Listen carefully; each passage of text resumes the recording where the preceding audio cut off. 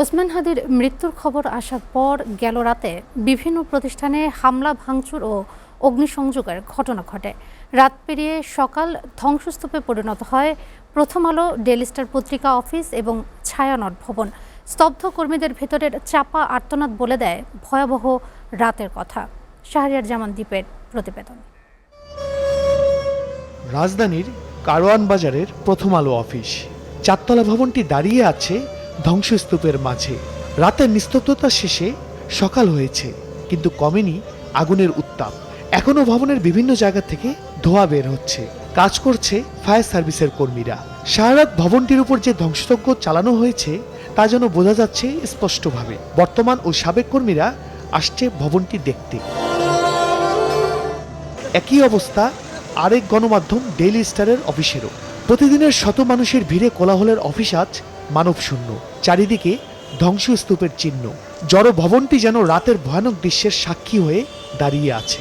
বোবা হয়েও বলতে চেষ্টা করছে কিছু কথা। কর্মীদের চাপা আর্তনাদ বলে দিচ্ছে অনেক কিছু।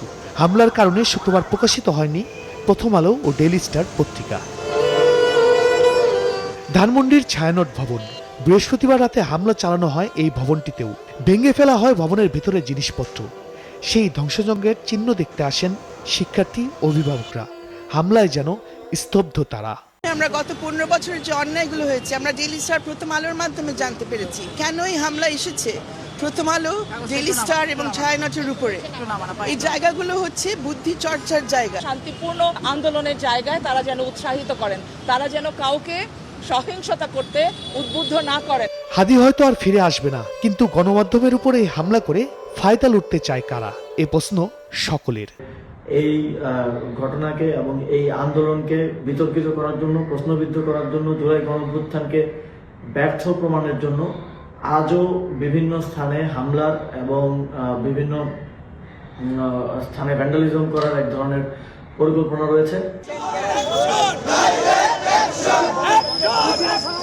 এদিকে ওসমান হাদির উপর হামলাকারীদের গ্রেফতারের দাবিতে উত্তাল শাহবাগ।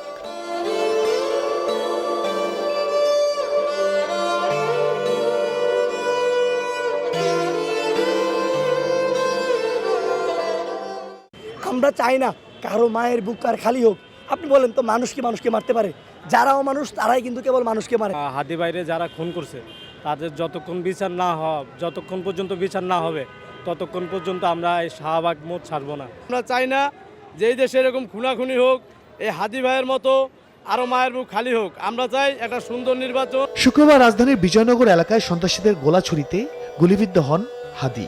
এবার কেয়ার হাসপাতালে কয়েকদিন চিকিৎসার পর গেল সোমবার এয়ার অ্যাম্বুলেন্সে তাকে সিঙ্গাপুরে নিয়ে যাওয়া হয়। 3 দিনের মাথায় বৃহস্পতিবার রাতে হাদির মৃত্যুর খবর পায় দেশ। শাহরিয়ার জামান দ্বীপ, এসএটিভি, ঢাকা।